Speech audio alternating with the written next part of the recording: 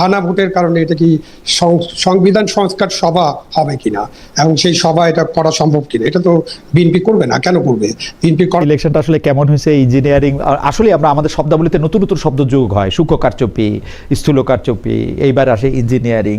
কিন্তু এইবার একটা নতুন স্লোগান শুনলাম, ভোট যার যার গুণাগুন্তি আমার। মানে এইটা এইটা নাকি এইটা আমি শুনছি যে এইটাও একটা চলছে যে, এবং কেন নাহিদ পাশ করলো, কেন নাসির পাশ করলো না, তাড়াহুড়ার কথাটা কেন উঠছে? জনাব শহীদ খান, আপনি তো আসলে এলজিআরডি মিনিস্ট্রি চালিয়েছেন, আপনি জানেন যে এইটা আসলে প্রপার তালিকা করা, কারা ফ্যামিলি কার্ডে অগ্রাধিকার পাবে পাবে না, সেইটা কিন্তু আসলে একটু মানে একটু পর্যবেক্ষণের ব্যাপার। একটু আমি আনিস আলমগীরের ক্ষেত্রে অভিযোগটা আমি দেখেছি যে পরে সেটা দুর্নীতি দমন কমিশন, তার নামে নাকি টাকা পয়সা, এগুলির আনিস ভাইয়ের সাথে দেখা হইলে বা আনিস ভাইয়ের সাথে যদি কথা কওয়ার সুযোগ হয় আমি তার কাছে জানতে চাই, আপনারা জানতে চাই মানে আপনার বিরুদ্ধে অভিযোগটা কি ছিল জনাব আবু আলম মোহাম্মদ শহীদ খান? বাংলাদেশের রাজনীতিতে অনেক দিন ধরেই মানে ভারতীয় আধিপত্যবাদ একটা ফ্যাক্টর, যদিও এই শব্দ দুইটা পাশাপাশি বসতে শুরু করেছে এই গত 3-4-5 বছর ধরে। এইটা আপনি আসলে কিভাবে দেখেন? ডক্টর মোহাম্মদ ইউনূসের সময় এটা কিভাবে ছিল, বা এই সরকারের সময় এসে আপনি আসলে কিভাবে দেখেন যে ডক্টর ইউনূস সরকারকে তেমনভাবে ভারত গ্রহণ করতে পারে না? অ্যাডভোকেট চৌধুরী, আমি জনাব আবু আলম শহীদ খানের কাছে একটু আসতে চাই যে ধারাবাহিকতার ঐক্যের কথা অ্যাডভোকেট চৌধুরী বলছেন, আমার প্রশ্নটা অনেকটা সেইরকমভাবেই সাজানো। আপনি কি মনে করেন যে অ্যাডভোকেট চৌধুরী কিন্তু কিছুটা পরিষ্কার করেই বললেন যে সাংবিধানিকভাবে অনেক কিছুর বার্তায় ঘটছে, উচ্চ আদালতও যেখানে আমাদের সর্বোচ্চ মানে শেষ রিজোর্ট আমরা যাকে বলি, সেইখানেও আমরা আসলে উচ্চ এবং বিচার আদালত দুটি সম্পর্কেই তিনি বলেছেন। তার মানে আমাদের আদালতের রাইট, সাংবিধানিক রাইট, অনেক কিছুই আসলে নিয়ে ভবিষ্যতে প্রশ্ন তোলা যাবে, কিন্তু ধারাবাহিকতাটাও তিনি রাখতে বলছেন, ভবিষ্যতে ভালো হবে বলে বলছেন। আপনার কাছে কি মনে হয় যে এই সাংবিধানিক ধারাবাহিকতাটা কি আরেকটু ভালো করতে পারতো ডক্টর মোহাম্মদ ইউনূস এবং তার উপদেষ্টা সরকার, নাকি মানে আপনি এটাকে আসলে কিভাবে দেখেন? মানে হয় কি একদিনে তো কোনো কিছুর মানে এগুলির তো লং টার্ম ফুটপ্রিন্ট থেকে যায়, মানে ওই আমলে যদি কোনো সাংবিধানিক ব্যত্যয়, যেটা আমরা সংবিধানে আমরা ছুঁড়ে ফেলে দিতে পারতাম, রাষ্ট্রপতিরে ফালা দিতে পারতাম, ফরহাদ মজার ভাই যেমন বলেন যে আমি গিয়ে এখানে ঘোষণা করতে পারতাম, আমি বলতে ছাত্রনেতারা এখানে ঘোষণা করতো আজকে থেকে আমি রাষ্ট্রের দায়িত্ব নিলাম জনগণের সামনে, সেটাও নাকি করা যাইতো। তো সেগুলি করলে ভালো হইতো, সংবিধানটাকে পুরোপুরি ফেলে দিলে ভালো হতো, নাকি যা করছে ওনারা মন্দের মধ্যে ভালোই করছে? আপনার একটু কি করলে ভালো হতো এরকম গবেষণা করা যেতে পারে, বাট এটার তো কোনো স্পেসিফিক উত্তর নাই, মানে যদি কিন্তু উত্তর হয় না। তো তারা যেটা করেন নাই, মানে আসলে করেন নাই, অথবা করতে পারেন নাই, অথবা করার সক্ষমতা ছিল না। এখন ওইটা করতে পারতাম, সেটা করতে পারতাম, এটা বলে তো লাভ নেই, আপনি তো করেননি। সুতরাং আমি বলবো যে আপনার করার মতো সুযোগ ছিল না, সক্ষমতা ছিল না, আপনার সেই সাহস ছিল না, যে কোনো ভাবে হোক আপনি করতে পারেননি। তো যদি না করতে পারেন সেগুলো এখন আলোচনা করে কোনো লাভ নেই। এখন সুব্রতদা বলছেন তো কোথায় কোথায় ব্যর্থ হয়েছে, ব্যর্থ তো অনেক কিছু হয়েছে। আমরা উচ্চ আদালতে কি বিচার হতে দেখেছি নাকি? আমরা কি বিচারিক আদালতে বিচার হতে দেখেছি নাকি? সব মিলিয়ে তো অনেক কথা নিয়ে আলোচনা হবে, এবং ডক্টর ইউনূসের যে শাসনামল, যে এই 17-18 মাস, সেটা নিয়ে অনেক ব্যাখ্যা বিশ্লেষণ হবে, আলাপ আলোচনা হবে। এখন ধরেন যে বড় প্রশ্ন, এটা সুব্রতদাকে আপনি করতে পারেন, বড় প্রশ্ন হলো যে আমি এখন সংসদ কি ওই যে হানা ভোটের কারণে এটা কি সংবিধান সংস্কার সভা হবে কিনা এবং সেই সভা এটা করা সম্ভব কিনা, এটা তো বিএনপি করবে না। কেন করবে বিএনপি? করা নির্বাচন গ্রহণযোগ্য বা ভালো নির্বাচনটা নিয়ে হয়তো আমরা যদি সুযোগ থাকে তাহলে আমরা একটু কথা বলবো, কিন্তু আমি জনাব আবু মোহাম্মদ শহীদ খানকে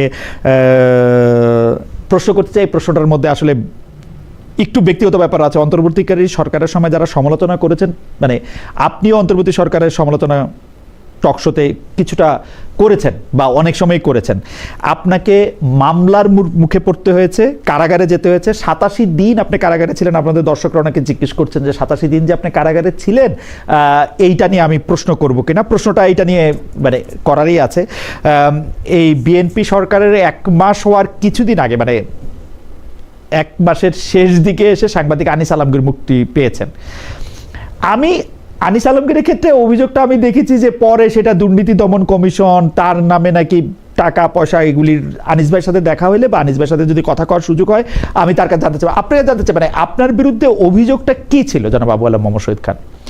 মানে ফেসিস্টের দোষর বাসা থেকে নিয়ে যাওয়া হলো ডিবি অফিসে, ওখানে সারা রাত ছিলাম। এবং পরের দিন হঠাৎ করে বলা হলো যে আপনাকে চালান করা হলো। তখন আমি জানি না কেন চালান করা হচ্ছে, এবং ওইখানকার কোনো কর্মকর্তা আমার সাথে কোনো কথা বলেনি। এখন পর্যন্ত আইইউ সাহেবের সাথেও আমার কোনো কথা হয়নি, দেখা হয়নি। তারপর দেখা গেল যে সন্ত্রাস দমন আইনে একটা মামলা দেওয়া হয়েছে। ৭১ মঞ্চ একটা সংবিধান নিয়ে আলোচনা করার জন্য, সংবিধান এবং বাংলাদেশের মুক্তিযুদ্ধ এই বিষয়ে আলোচনা ডেকেছিলেন। ওই আলোচনার সভায় আমি আলোচনা শুনতে গিয়েছিলাম, সেখানে অনেকের থাকার কথা ছিল এটা জেনে। তো সেই সূত্রে ওই 14 জন বা 16 জনের সাথে আমাকে জড়িয়ে দিয়ে একটা মামলা তারা দিলেন, এবং সেই মামলায় জামিনযোগ্য অপরাধ হিসেবে আমাকে জেলখানায় পাঠিয়ে দেওয়া হলো। সেদিনেই কোনো রিমান্ড চাওয়া হয়নি। তারপর জেলখানায় যেহেতু 87 দিন থাকলাম, পরে হাইকোর্ট উচ্চ আদালত থেকে জামিন পেয়ে মুক্ত হয়েছি। আপনার সঙ্গে সরকারের কারো মানে উপদেষ্টা বা প্রধান উপদেষ্টা কারো সাথে আর কখনো কোনো জায়গায় দেখা হয়েছিল যে মানে আপনিও যদি একটু জানতে চাইতেন, কারণ আমি 2-1 উপদেষ্টার কাছে জানতে চেয়েছিলাম যে মানে আপনাকে গ্রেপ্তার করার কারণ কি। আপনার সঙ্গে মঞ্জুরুল ইসলাম পান্না একজন সাংবাদিক আছেন, তাকেও আসলে গ্রেপ্তার করা হয়েছিল, তো এটা কারণটা কি? তো উনারা আমাকে খুব মানে উত্তর দিতে পেরেছেন তা ব্যাপারটা এরকম না। কিন্তু আমি যখন এটা নিয়ে আলোচনা করি তখন কেউ কেউ জানতে চায় আওয়ামী লীগের সময় শেখ হাসিনা যখন এরকম করেছেন তখন কোথায় ছিলেন ভাই? আমরা বাংলাদেশে ছিলাম, এর প্রতিবাদ করেছি, ডিজিটাল ফুটপ্রিন্ট আছে, এটা দেখে নিয়েন আর কি। সুব্রত চৌধুরী অনেকের বিরুদ্ধে মামলা করেছেন, রিট করেছেন। আবু আলম মোহাম্মদ শহীদ খান প্রকাশ্যে অপ্রকাশ্যে যখনই ডাকা হয়েছে তখন বলেছেন। একটু দেখে নিয়েন ভাই আমরা কোথায় ছিলাম, হ্যাঁ, একটু সুবিধা হবে। তো আমরা কিন্তু আসলে মানে অন্তত এই যে গ্রেপ্তারের এই ধরন বা পরে মামলা দেওয়ার ধরনে আমরা দেখলাম যে doctor Mohammad Yunus, professor doctor Mohammad Yunus, তিনি শিক্ষাটা একদম পুরোপুরি নিয়েছেন শেখ হাসিনার থেকে। তিনি শিক্ষক মানুষ, তিনি হয়তো আমাদের থেকে শিক্ষা দিতে পারতেন, কিন্তু তিনি শিক্ষার ক্ষেত্রে তার পূর্বসূরিকেই অনুসরণ করেছেন। আপনার কি মনে হয় মানে একেবারে আমি জানি না অভিযোগপত্রে কি আছে, আপনাকে আসলে কি দেখানো যাবে? ৭১ মঞ্চতে আপনি এটা শুনতে গেছেন, তার আগে আপনি আপনার বিরুদ্ধে জনতার আদালতের কারিগরদের কি জনতার মঞ্চ, ওইটা অভিযোগপত্রে এসব কিছু নাই, শুধুমাত্র ৭১ মঞ্চের বিষয়টা উল্লেখ করা আছে। এবং সেখানে যে একটাই এফআইআর, তো ওই এফআইআর বলা হয়েছে যে তারা নাকি ষড়যন্ত্র করেছিল সরকার উৎখাতের। আর ডক্টর ইউনূস কাকে অনুসরণ করেছেন সেটা তো আমি জানি না, বাট ডক্টর ইউনূস এবং তার যে আইন উপদেষ্টা ছিলেন উনি একজন আইনবিদ, উনি এখনো কলাম লিখছেন, এবং ওই ওখানে বেশ কয়েকজন আইনবিদ ছিলেন। তো তারা তো জানেন যে গোটা 18 মাসে, এবং সুব্রত দা সবকিছু জানেন যে গত 18 মাসে কত হাজার হাজার মানুষকে না বিনা অপরাধে। আমি এটা ভালো, সেটা আমি অ্যাডভোকেট সুব্রত চৌধুরীর কাছে যাই।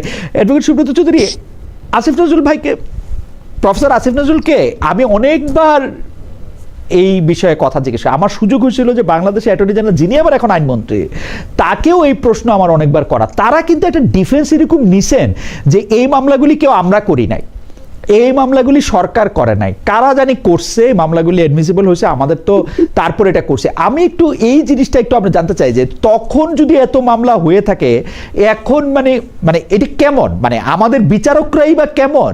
যদি অন্য কেউ মামলাও করে থাকে এটা ওনারা নেন কেন, শুনেন কেন, পরে এটার প্রসিড করেন কেন? আমাদের বিচারকরাকে কোনো দিন মানে এমন একটা সময় কি কোনোদিন আসবে না যে উনারা আসলে বিচারক হইতে পারবেন?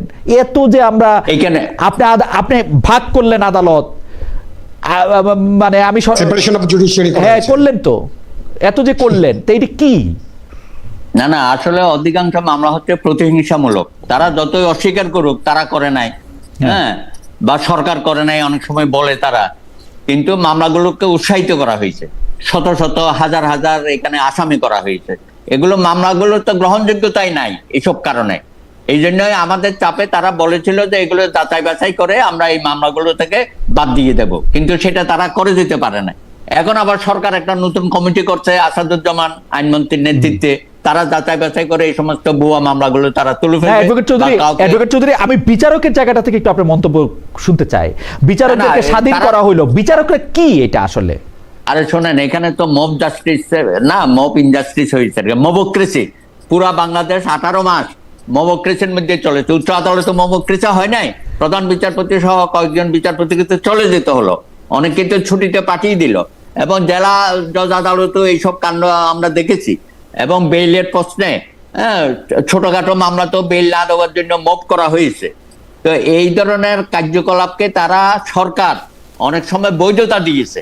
তারা বলেছে এগুলো মবক্রেসি, এগুলো হচ্ছে চাপ সৃষ্টি করা। এই চাপের মধ্য দিয়ে গত 18 মাস তারা চালিয়েছে। এই যে আপনাদের যে বন্ধু প্রেস সেক্রেটারি ছিল শফি, হ্যাঁ, তো উনি তো প্রায় মবক্রেসির পক্ষেই কথা বলেছে। এটা তো খুবই, আমি কি বলবো, এটা পুরা বাংলাদেশটাকে তারা প্রায় ধ্বংসের দিকে ঠেলে দিয়েছিল। এখানে বিচার আচার আইন কানুন আদালত কিচ্ছু ছিল না। এবং এমনকি সেই সময়ে যিনি অ্যাটর্নি জেনারেল ছিলেন যে আমাদের আসাদুজ্জামান, সেও অনেক সময় কোর্টে গিয়ে নানা রকম ভয়ভীতি প্রদর্শন করেছে জজ সাহেবদের, উচ্চ আদালতের জজ সাহেবদের এই বেল না দেওয়ার বিষয়ে। এবং একইভাবে নিম্ন আদালতও আইন মন্ত্রণালয় থেকে নানান ভাবে তাদেরকে কন্ট্রোল করা হয়েছে।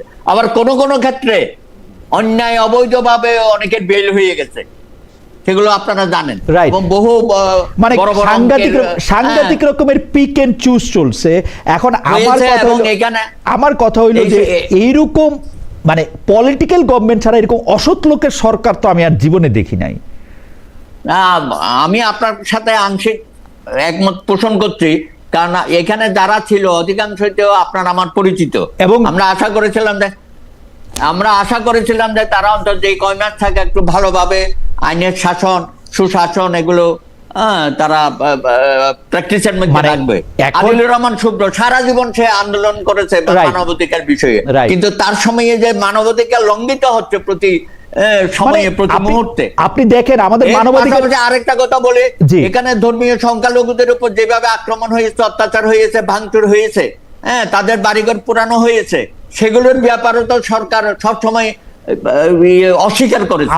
আমাদের কোন ঘটনা এই ধরনের আমাদের অধিকারের চ্যাম্পিয়নরা সৈয়দা রিজওয়ানা হাসান উনি বলছেন যে বাংলাদেশ মানে একটা সীমা পরিসীমা তো থাকতে হবে, একটা মন্তব্য নাই। এই যে আপনি যেগুলি কথা বললেন সেগুলি না কোনো মন্তব্য নাই, প্রশ্ন করলে জবাব দেয় না, অনুষ্ঠানে আসে না, অস্বীকার করে, প্রত্যেকটা কথা অস্বীকার করে। হ্যাঁ, সেটাই তো সমস্যা হয়ে গেছে। এবং আমি বিএনপিকে দেখতে পাচ্ছি যে বিএনপি ওই ধারাবাহিকতায় অগ্রসর যদি হয় বা না হওয়ার তো আমি কোনো কারণ দেখি না। এই খলিলুর রহমান মানে আমাদের এখন বলতে খারাপ লাগে বন্ধু ভাই, কিন্তু ওই এখন আসাদ ভাইয়ের যদি বা জনাব আসাদুজ্জামানের যদি অ্যাটর্নি জেনারেল হয়ে কোর্টে গিয়ে, আমি এই প্রশ্ন তারে করছিলাম কিন্তু উনি বলছে যে না আমি এরকম কোনো কিছু করি নাই। এখন ঘটনা ঘটে যাওয়ার পরে কেউ কেউ তো অস্বীকার করতে পারে, কিন্তু যেটা করে গেছে এটা তো আমি জানি আপনি আইনজীবী, আপনি বিচারকদের কিছু হয়তো নাও বলতে পারেন, কিন্তু আমি বিচারকদের জায়গা থেকেও আসলে এই ব্যাপারটা একেবারেই আমি দেখি না। আমি শুনছি যে এক বিচারক আমাকে খুবই আসলেই মানে যেহেতু আমি কিছুদিন সরকারি চাকরি করছি আমাকে 2-4 জন লোক চিনে, এক বিচারক কিন্তু বলছে যে উনি নর্থ বেঙ্গলের চিফ জুডিশিয়াল ম্যাজিস্ট্রেট ছিলেন, তাকে উইথড্র করে নিয়ে গেছে একজন ছাত্রনেতার অনুরোধে বা সাবেক ছাত্রনেতার অনুরোধে। এগুলো তো হয়েছে। বিচারকরা তো স্বস্তিতে কাজ করতে পারে না। নিম্ন আদালত বলেন উচ্চ আদালত সবসময় একটা ভয়ভীতির মধ্যেই ছিল। আর কিছু একটা হলে ওই যে মবের ভয় দেখাতো, সেগুলো তো আমরা খুব কাছে থেকেই দেখেছি। তো এখন এই সরকারের আমলে মবক্রেসি তো বলছে শূন্যের কোটায় থাকবে, সালাউদ্দিন সাহেব হোম মিনিস্টার বলছে না, কিন্তু আমরা আশা করব যে আইনের শাসন সুশাসন তারপরে আপনার জবাবদিহিতা এগুলো সুনিশ্চিত করতে হবে। তা না হলে তো সরকার এর পরেই তো ধীরে ধীরে সমালোচনার মুখে পড়ে যাবে। আচ্ছা অ্যাডভোকেট চৌধুরী, আমি একটু জানতে চাই যে প্রফেসর আসিফ নজরুল যে আইনের শাসনটা করতে পারলেন না, ন্যায় বিচারের থাকে এক জায়গায় থাকতে পারলেন না, এটা একদম স্পষ্ট কিন্তু যে উনি পারেন নাই। উনি যেটা পারেন নাই, উনি এখন আমাদের বড় ভাই বন্ধু বা যেরকমই হোক উনি এটা নিয়ে মন খারাপ করবেন, কিন্তু উনি পারেন নাই, উনি ফেল করছেন। এখন উনি যেটা ফেল করছেন এটার কারণ কি? উনি তো আর জীবনে কোনোদিন নির্বাচিত হবেন না, উনাকে আসলে সাংঘাতিকভাবে আক্রমণও করা হয়েছে, ট্রোল করা হয়েছে, মিথ্যা কথা বলা হয়েছে, উনি তো কিছু পাবেন না, তো কিসের আশায় উনি পারেন নাই আসলে? আমার কিন্তু এটা বিশ্বাস না যে উনি খুব চোর। না কিন্তু উনার আন্তরিকতার অভাব ছিল না, কিন্তু উনার কার্যত এমন অবস্থা মেকানিজম তৈরি ছিল ওখানে। ইউনূস সাহেব বলছিলেন যে আমি সবকিছু রিসেট করে দেব। তার মানে কি? আপনি একদরকে আপনি মুছে ফেলার চেষ্টা করেছিলেন, আপনি জামাতকে ক্ষমতায় আনার জন্য সমস্ত পরিকল্পনা করেছিলেন, তার সাথে তো অনেকে সম্পৃক্ত ছিল। মানে অস্বাভাবিক কতগুলো ঘটনা তারা ঘটাতে চেয়েছিল। যাই হোক, শেষ পর্যন্ত একটা নির্বাচনের মাধ্যমে আমরা কিন্তু আপনার এই কথার সাথে আমি কেমনে একমত হবো? আমি তো দেখি যে ইউনূস সাহেবের উপদেষ্টা পতাকা লয়ে গিয়ে আবার পতাকা লয়েই ফেরত আসছে, খলিলুর রহমান। আমি তো দেখি যে ইউনূস সাহেবের অ্যাটর্নি জেনারেল আইসা এখানে আইনমন্ত্রী হয়েছে। আমি কেমনে বুঝবো যে এটা জামাতরে ক্ষমতায় বসাতে চাইছিল? ইউনূস সাহেব তো বিএনপিরই ক্ষমতায় বসাতে চাইছিল, এরকম মনে হয়। বা কে বসবে না বসবে, অ্যাডভোকেট চৌধুরী, আমার আসলে কি মনে হয় আমি বলি, কে বসবে না বসবে, কে কয়টা সিট নিয়ে বসবে আসবে, এগুলি ইউনূস সাহেব একটু ঠিকঠাক করছে বোর্ডের মধ্যে, আমার কাছে এরকম মনে হয়। আচ্ছা,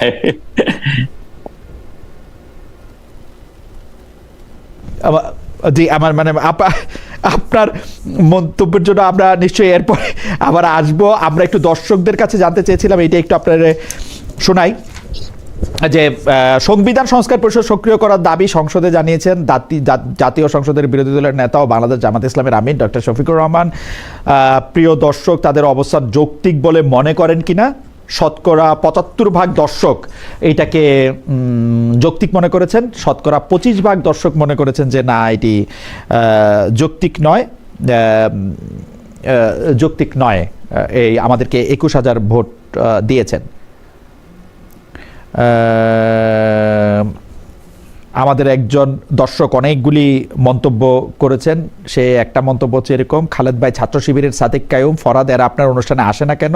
উনারা কি আপনাকে বয়কট করেছে নাকি তারা আপনার অনুষ্ঠানকে মূল্যায়ন করে না? বয়কট করেছে বলে মনে হয় না, তাহলে তার জামাতে ইসলামের শীর্ষ নেতৃবৃন্দ আমার অনুষ্ঠানে আসতেন না। মূল্যায়ন হয়তো করেন না, তাদের কাছে মনে হয় যে তার চেয়ে অনেক বড় কাজ নিশ্চয়ই তাদের রয়েছে। আমরা একটু যেতে চাই অ্যাডভোকেট আবু আলম শহীদ খান আপনার কাছে, যে বিএনপি নির্বাচনী ইশতেহারের একটা বহুল আলোচিত বহুল প্রচারিত বিষয় ফ্যামিলি কার্ড ও খাল খনন, সরকারের ১ মাস না হতে এই দুটি বাস্তবায়ন শুরু হয়েছে। এতে তারেক রহমান সরকারের গতিশীলতা প্রমাণিত হচ্ছে।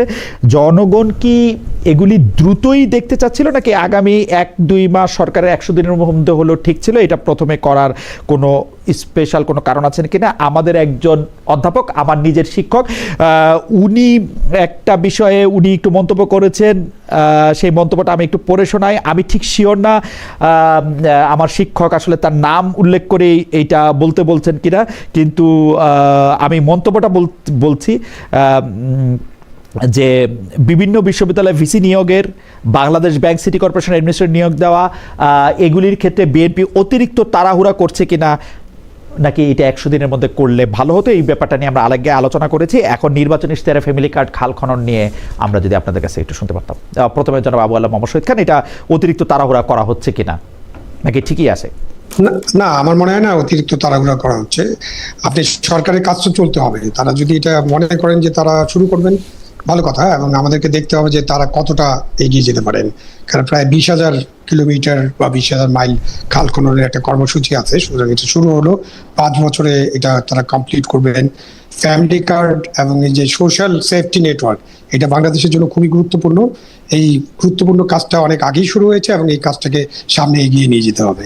সুতরাং আমার মনে হয় না এটাতে তারা তাড়াহুড়া করছেন। বিভিন্ন নিয়োগ নিয়ে অনেক কথা হতে পারে, কথা হবে, নিয়োগগুলোতে কারা আসছেন প্রত্যেকেরই আমরা একটা রাজনৈতিক চরিত্র খুঁজে বের করার চেষ্টা করলে খুঁজে বের করতে পারবো, কিন্তু আমাদের দেখতে হবে যে এই নিয়োগে যারা আসছেন তারা চেয়ারে বসে কাজটা কিভাবে করেন এবং তাদের সেই মেধা এবং যোগ্যতা আছে কিনা, এই সুযোগটা দিতে হবে। এবং সুযোগটা দেওয়ার পরে আমরা তাদেরকে তাড়াহুড়ার কথাটা কেন উঠছে জনাব শহীদ খান? আপনি তো আসলে এলজিআরডি মিনিস্ট্রি চালিয়েছেন, আপনি জানেন যে এইটা আসলে প্রপার তালিকা করা, কারা ফ্যামিলি কার্ডে অগ্রাধিকার পাবে পাবে না, সেইটা কিন্তু আসলে একটু পর্যবেক্ষণের ব্যাপার, একটু নিরীক্ষণের ব্যাপার, এবং সর্বোপরি এইটাতে একটা সাংঘাতিক রকমের সুপারভিশনের ব্যাপার। বিএনপি যখন আসার ৩ সপ্তাহের মধ্যে, মানে ক্ষমতা আসার ৩ সপ্তাহের মধ্যে থেকে এটা বলে, তখন এটা মনে হয় যে তারা একটা প্রি ডিটারমিন লিস্ট নিয়ে সেখানে এসছে। ওইটা তারা করতে চাইছে কিনা জনাব শহীদ খান? মানে ইউ আর দি এক্সপার্ট। আমার মনে হয় না, আমার মনে হয় না। The list is there. একটা গ্রামে কারা কারা দরিদ্র মানুষ আছেন, এই লিস্ট বহু আগে থেকে তৈরি করা আছে। সুতরাং এই লিস্টের যেটা হয় যে আপনি একটা গ্রামের মনে করেন ১০০ জন দরিদ্র আছে, আপনি ২০ জনকে দিবেন, তখন এখানে যে চুজ এন্ড পিকের একটা সুযোগ করে নেয় আমাদের পলিটিক্যাল মাস্টার্স যারা আছে, সেই কারণে তখন একটা বিপত্তি বাধে। কিন্তু আমরা জানি যে আমাদের ওই গ্রামটায় বা ওই মহল্লায় কারা গরিব মানুষ আছেন, কাদের এই কার্ডটা প্রয়োজন। সেখানে যদি আমরা এই পলিটিক্যাল ইনফ্লুয়েন্সটাকে দূর করতে পারি, সরিয়ে রাখতে পারি এক পাশে, তাহলে এগুলো করা খুব সহজ এবং এটা করা যাবে। এবং এটা করার মধ্য দিয়ে, এবং মিডিয়া তো আছেই, এখন তো আমাদের সোশ্যাল মিডিয়া এত স্ট্রং যে একেবারে গ্রাম পর্যায়ে পর্যন্ত তারা এগুলোকে জনাব আবুল হোসেন খান, অনুসরণ করতে আমি পারবেন। জানি যে বাংলাদেশের দরিদ্রদের লিস্ট আছে, কিন্তু আপনি আসলে এলজিআরডি মিনিস্ট্রিতে মূল দায়িত্ব আপনি আসলে পালন করেছেন, কারণ আপনার মিনিস্টারের চেয়েও আপনাকে অনেক বেশি অ্যাক্টিভ আমরা সেই সময় দেখেছি। সৈয়দ আশরাফুল ইসলাম সেই সময় ছিলেন। আমি যেটা বলতে চাই যে বাংলাদেশের রাজনীতি, মানে বাংলাদেশের তালিকায় কিন্তু বিএনপির গরিব এবং আওয়ামী লীগের গরিবও আছে। বিএনপির গরিব, আওয়ামী লীগের গরিব, জামাতের গরিব, এবং সেইটা মানে ইউপি চেয়ারম্যান ইএনও থেকে শুরু করে ডিসি সাহেব থেকে শুরু করে সবাই এটার মধ্যে আসলে অন্তর্ভুক্ত। তো আপনার কাছে কি মনে হয় এটা করা হয় নাই? মানে বিএনপি গরিবরা অগ্রাধিকার, কেউ কেউ আছে একদম নিবিড় গরিব, মানে বিএনপি আওয়ামী লীগ সব আমলেই তারা একটু পাবে, কিন্তু যেটা আসলে চোখে দেখা সেটা হলো বিএনপি গরিব, আওয়ামী লীগ গরিবও আছে। না, এই তো রাজনৈতিক রং তো থাকেই, সেজন্যই বললাম যে 100 জনের কার্ড দরকার। আমি যখন 20 জনকে বা 40 জনকে দিতে পারবো, তখন তো ওই যে পিক এন্ড চুজের একটা পদ্ধতি আমরা বের করে ফেলি, এবং তখন রাজনৈতিক যারা থাকেন ওখানে নেতৃবৃন্দ বা তৃণমূল পর্যায়ে তারা একটা চাপ সৃষ্টি করেন, বা এমপি সাহেবও চাপ সৃষ্টি করতে পারেন। সেইভাবে অনেক সময় এই কাজটা একেবারে সুষ্ঠুভাবে করা যায় না, বাট এটা থেকে বেরিয়ে আসতে হবে। সুব্রতদা যেভাবে বলছেন যে আমাদের অনেক কিছু থেকে বেরিয়ে আসতে হবে, অনেক কিছু, এই যে 18 মাসে যে মবের মুল্লুক ছিল সেই মবের মুল্লুক থেকে বেরিয়ে আসতে হবে। 18 মাসে যে আইনের শাসন ছিল না সেই আইনের শাসন এখন কায়েম করতে হবে। মানে সুষ্ঠুভাবে সবকিছু বিচার আচার করতে হবে, দেশটা ঠিক মতো চালানোর চেষ্টা করতে হবে। আইনের চোখে সকলেই সমান, এটা তো শুনছি আমরা। আপনি 50 বছর 54 বছর, এমনকি পাকিস্তান আমলেও বোধহয় এরকম কথাবার্তা বলতেন যারা লিডারশিপে ছিলেন, যারা চালাতেন, কিন্তু আসলে আইনের চোখে সকলেই সমান হন না। সেই সব জায়গায় আমাদের গুণগত পরিবর্তন করা দরকার, এবং সেই পরিবর্তনটা রাজনৈতিক দলের মধ্য দিয়ে করতে হবে। প্রথমে রাজনৈতিক দলের পরিবর্তন দরকার। আপনি যদি দেশ ঠিক মতো চালাতে চান, দেশকে যদি সামনে এগিয়ে নিতে চান, তাহলে রাজনৈতিক দলের মধ্যে যদি পরিবর্তন আসে, তারাই কিন্তু সবকিছুর মধ্যে পরিবর্তন আনতে পারবেন। আমলা, কামলা, পুলিশ, এই সিভিল সার্ভিস, বিচারক, তারা কিন্তু ওই রাজনৈতিক দল যদি ঠিক থাকে, তারা যদি ঠিক মতো চালান, তাহলে এদেরকে ঠিক মতো ভাবে পরিচালনা করা সম্ভব। এটা আমি মনে করি, আমার অভিজ্ঞতা তাই বলে। অ্যাডভোকেট সুব্রত চৌধুরী, অন্য একটা প্রসঙ্গে আসি। বাংলাদেশের রাজনীতিতে অনেক দিন ধরেই মানে ভারতীয় আধিপত্যবাদ একটা ফ্যাক্টর, যদিও এই শব্দ দুইটা পাশাপাশি বসতে শুরু করেছে এই গত 3-4-5 বছর ধরে। এইটা আপনি আসলে কিভাবে দেখেন? ডক্টর মোহাম্মদ ইউনূসের সময় এটা কিভাবে ছিল, বা এই সরকারের সময় এসে আপনি আসলে কিভাবে দেখেন যে ডক্টর ইউনূস সরকারকে তেমনভাবে ভারত গ্রহণ করতে পারে নাই, সেই জন্য ডক্টর ইউনূস সরকার আসলে ফেল করছে, এই সরকারের দিকে ভারত 2 হাত বাড়ায় দিছে, সেই জন্য লাভ করতেছে। আপনাকে এই প্রশ্ন করতেছি, যখন আপনার যেহেতু বাংলা বা সংস্কৃত নাম, আপনাকেও আসলে সরাসরিভাবে এটা নিশ্চয়ই শুনতে হয় যারা আওয়ামী লীগ করেন তাদেরও, এবং আপনার শুধু আওয়ামী লীগ না করার কারণে, আপনার শুধু বাংলা নাম হওয়ার কারণে আপনি রয়ের এজেন্ট কিনা, ভারতীয় আধিপত্যবাদের আসল কিরণক কিনা, ডিপ স্টেট কিনা, সেইটাও অনেক প্রশ্ন শুনতে হয়। এইগুলি আপনি কিভাবে ডিল করেন বা আপনি কিভাবে দেখেন? না, আমার তো কোনো সমস্যা হয় না, কারণ ভারত যেখানে আমাদের বাংলাদেশের স্বার্থের বিরুদ্ধে কাজ করে, বা বর্ডারে যখন কিলিং হয়, বা একচেটিয়া ব্যবসা করার জন্য তারা যখন সমস্ত রকমের সুযোগ সুবিধা নেয়, তখন তো এগুলোর বিরুদ্ধে তো আমরা কথা বলি। আমরা তো বলি একটা সম্মানজনক সম্পর্ক তাদের সাথে থাকবে, এবং তার স্বার্থটা তারা দেখবে, আমার স্বার্থটা সর্বাগ্যে আমাদের দেখতে হবে।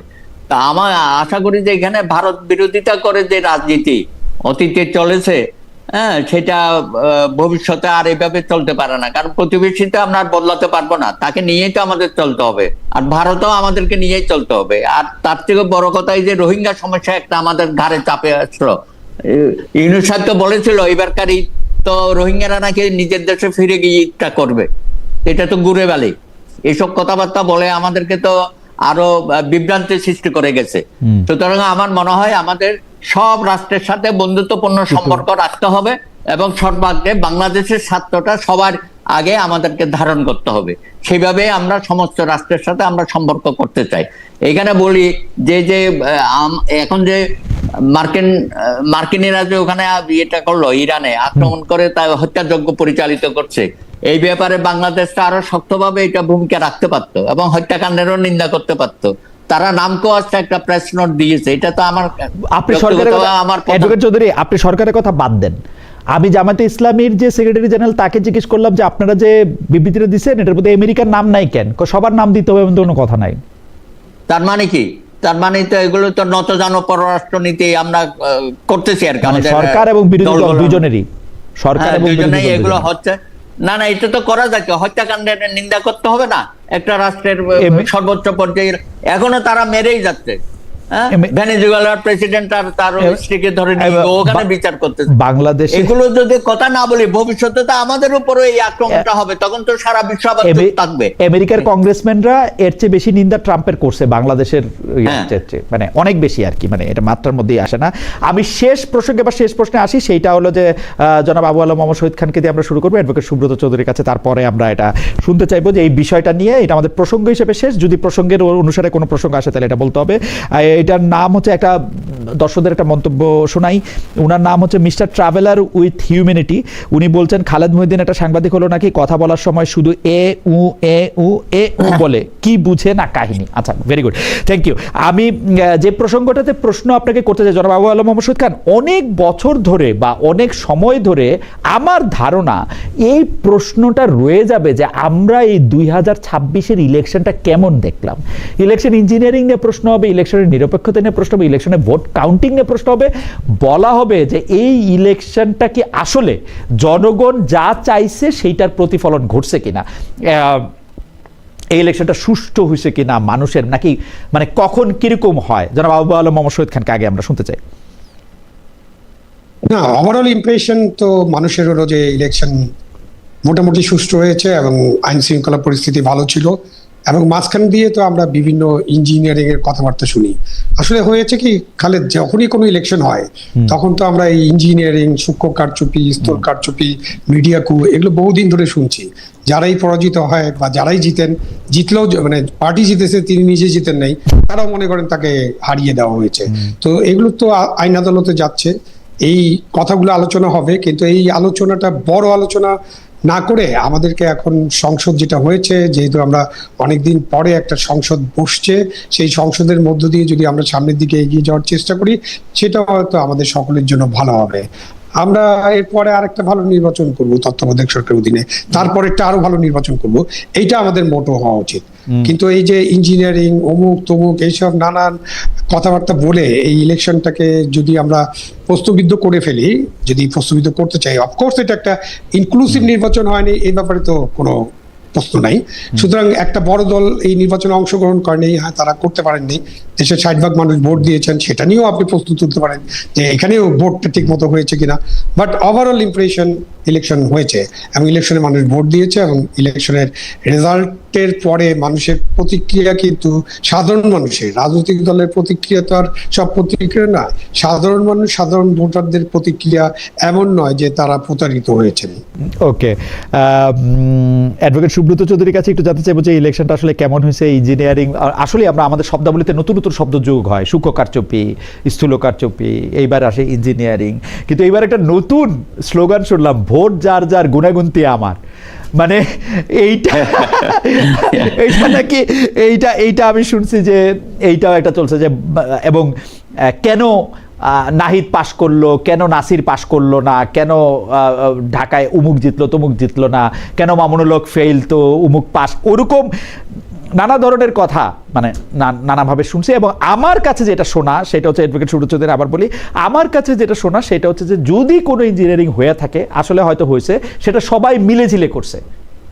মানে আসলে আমি যদি বলি, 54 বছরের পরে আমরা একটা গ্রহণযোগ্য নির্বাচন, হ্যাঁ অত্যন্ত ভালো নির্বাচন হয়েছে, এটার মধ্যেও নানা রকমের কথাবার্তা হচ্ছে, এবং এটা অধিকাংশ ক্ষেত্রে আমি দেখি জামাতিদের পক্ষ থেকে বলা হচ্ছে, কারণ তারা চাইছিল এই নির্বাচনকে আরো ব্যাপকভাবে কলুষিত করা, এবং তার কিছু লক্ষণ আমরা দেখেছি। এই বিকাশে নগদে টাকা দেওয়া, হেলথ কার্ড দেওয়া, নানা রকম উপটোকন দেওয়া, ঘরে ঘরে বোরকা দিয়ে দেওয়া, আপনি কি একটু একচোখা মন্তব্য করতেছেন কিনা এই জিনিসগুলি কি বিএনপি করে? এইগুলি কি বিএনপি করে নাই? জামাতে ইসলামী যে হারে 1000 কোটি টাকা নিয়ে মাঠে নেমেছিল, প্রত্যেকটা কনস্টিটিউয়েন্সিতে তারা কোটি কোটি টাকার বাজেট ছিল, সুতরাং এত কিছু করার পরও তারা সরকার গঠন করতে পারে নাই। এই জন্যই তারা এখন এত বেশি হয়ে গেছে, হ্যাঁ নানান ভাবে এখন এই নির্বাচনটাকে প্রশ্নবিদ্ধ করার চেষ্টা করছে। তবে কোনো কোনো ক্ষেত্রে আমিও মনে করি, হ্যাঁ জামাতে ইসলামী বিভিন্ন জায়গায় তারা নিজেরাই ইঞ্জিনিয়ারিং করেছে এবং নিজেরাই এগুলো নিয়ে বেশি প্রচার করতেছে। বিএনপির দিক থেকে কিন্তু এত বেশি কথাবার্তা বলা হচ্ছে না। দুই চারটা মামলা হয়েছে, জিতছে না না, বিভিন্ন আসনে যে তারাও হেরে গেছে, সেখানে কিন্তু সঠিক নির্বাচন করতে পারে নাই, টাকা পয়সা যাচ্ছে তাই তারা এগুলো খরচ করেছে। তো যাই হোক, এখন কিছু মামলা হয়েছে হাইকোর্টের ট্রাইব্যুনালে, আমরা ভবিষ্যতে দেখবো এইসব ব্যাপারে কি হয়। তবে আমার মনে হয় যে ঢালাভাবে নির্বাচনটাকে প্রশ্নবিদ্ধ করলে এটা দেশ এবং জাতির জন্য ক্ষতি হবে, এটা করা উচিত না। আমি আগামী দিনে আরো উন্নত মানের নির্বাচন আমরা করতে পারবো তত্ত্বাবধায়ক সরকারের অধীনে, সে লক্ষ্যেই আমরা যেন সবাই হাঁটি। এই প্রশ্নটার একটা লেজ, মানে এই প্রশ্নটারই লেজ না, এটা দর্শকদের পক্ষ থেকে, আমাদের কি বলে গবেষক দলের পক্ষ থেকে এই প্রশ্নটা একটা লেজ। আপনি কি মনে করেন যে আওয়ামী লীগের রাজনৈতিক ভবিষ্যৎ কি? এইটা আমরা একটু আবু আলা মোহাম্মদ খানের থেকে শুনে এটা শেষ করবো। আওয়ামী লীগের রাজনৈতিক ভবিষ্যৎ কি? আওয়ামী লীগের কোনো রাজনৈতিক ভবিষ্যৎ আদৌ আছে কিনা? না, আওয়ামী লীগ তো একটা অনেক বড় পার্টি এবং সবচেয়ে পুরানো দল এই দলগুলোর মধ্যে। জামাতের চেয়ে বয়স কম, এটা ঠিক, জামাতের আরো পুরানো দল। এবং আওয়ামী লীগের যে কর্মী সমর্থক আছে, আওয়ামী লীগের যে কর্মী সমর্থক আছে সেটা তো আমরা জানি 40%, কেউ 30%, সবচেয়ে কম বললে 30%-এ নামেন কেউ কেউ। তো সুতরাং আওয়ামী লীগ যদি তাদের রাজনীতিটা ঠিকভাবে করতে চায়, তাদের যে ভুল ভ্রান্তি, সীমাবদ্ধতা, ত্রুটি বিচ্যুতি, একটা আত্মসমালোচনা, সেই সব করে আওয়ামী লীগ যদি তার রাজনীতি করতে চায়, আমার মনে হয় যে আওয়ামী লীগের রাজনীতিতে ফিরে আসার সুযোগ আছে। অ্যাডভোকেট সুব্রত চৌধুরী কি মনে করেন? না না, আওয়ামী লীগ তো এটাকে তো আপনি ধ্বংস করে দিতে পারবেন না, এটা তো তৃণমূলে ছড়িয়ে ছিটিয়ে আছে। তো আমার মনে হয় এই বিগত 17 বছর যারা লিডারশিপে ছিল, তাদেরকে জনগণ দেখতে চায় না, নতুন লিডারশিপ আনতে হবে। নতুন লিডারশিপ আনতে হবে যারা নষ্ট হয় নাই, পচে যায় নাই। কিন্তু 17 বছরের আওয়ামী লীগ তো ধ্বংস করে দিয়ে গেছে, কি বলবো, প্রতিষ্ঠানগুলোকে অ্যাডভোকেট সুব্রত না, আওয়ামী লীগকেও ধ্বংস করছে। ও, আওয়ামী লীগকেও ধ্বংস করছে, রাইট। এইটা তো আমি আপনার সাথে একমত। আপনি লিডারশিপের চেঞ্জের কথা বলতেছেন, অ্যাডভোকেট সুব্রত চৌধুরী, এবং জনাব আবু আলম শহীদ খান বলছেন যে ভুল ভ্রান্তিগুলি যদি অ্যাড্রেস করে নতুন রূপে যেটা আসতে পারে, তাহলে আসলে রাজনীতিতে আসতেও পারে। আমরা এটা দেখি যে ভবিষ্যতে এটা কি হয়। অ্যাডভোকেট সুব্রত চৌধুরী, আপনাকে অনেক ধন্যবাদ। জনাব আবু আলম শহীদ খান, আপনাকে অনেক ধন্যবাদ। যেসব দর্শকরা আমাদের সঙ্গে ছিলেন, অনেক মন্তব্য করেছেন, অনেক ভালো কথা, আপনাদেরকে ভালো কথাই বলেছেন, আমাকে দু একটা খারাপ না না, ঠিকই আছে। তো আপনাদেরকে ধন্যবাদ জানিয়ে আমরা শেষ করছি। নিশ্চয়ই আমাদের সঙ্গে দেখা হবে। ঈদ মোবারক জানাতেই থাকবো এই সপ্তাহে, যদিও আরেকবার দেখা হবে, কিন্তু ঈদ মোবারকটা কন্টিনিউ থাকুক, কারণ এক একটা সময় আমরা এক একটা টাইম লাইনে থাকছি। আপনাদেরকে অনেক অনেক অনেক অনেক ধন্যবাদ।